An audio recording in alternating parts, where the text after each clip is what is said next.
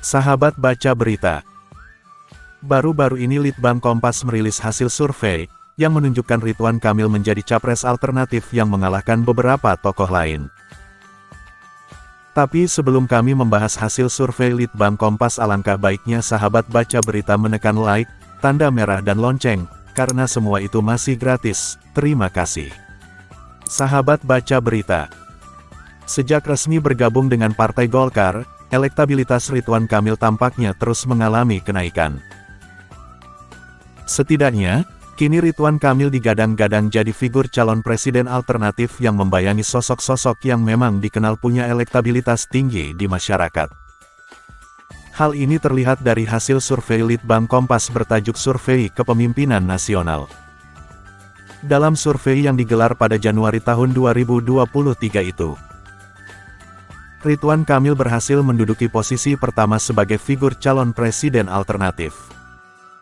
Dilaporkan kantor berita Rimol Jabar, Gubernur Jawa Barat itu meraih tingkat elektabilitas tertinggi sebagai capres alternatif dengan meraih 22,7%.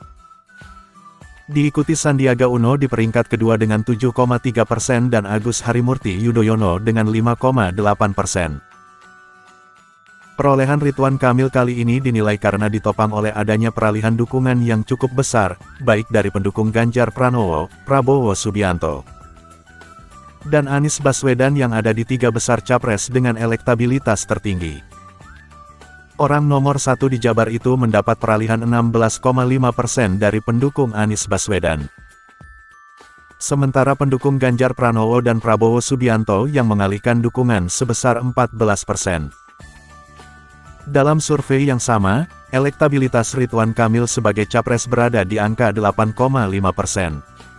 Berada di bawah Ganjar Pranowo, Prabowo Subianto, dan Anies Baswedan.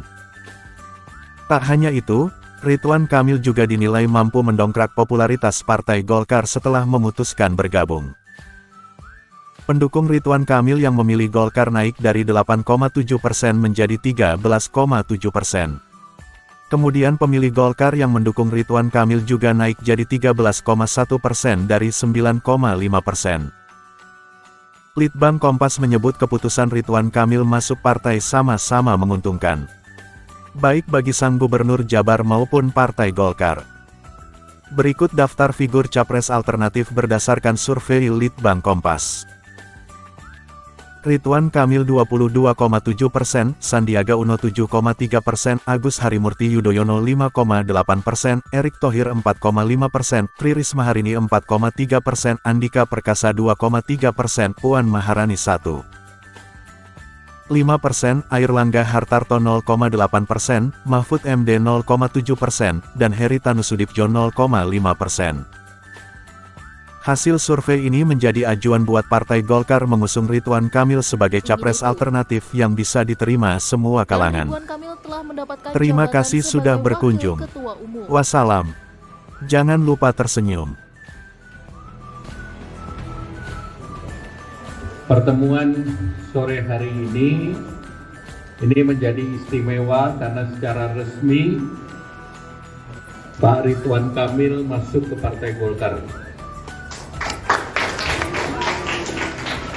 Dan masuknya Pak Ridwan Kamil ke Partai Golkar ini ditandai dengan tadi sudah diberikan kartu tanda anggota, dan Pak Ridwan Kamil sudah menggunakan jas kuning, dan kelihatan Pak Ridwan Kamil kelihatan semakin ganteng dan semakin cerah.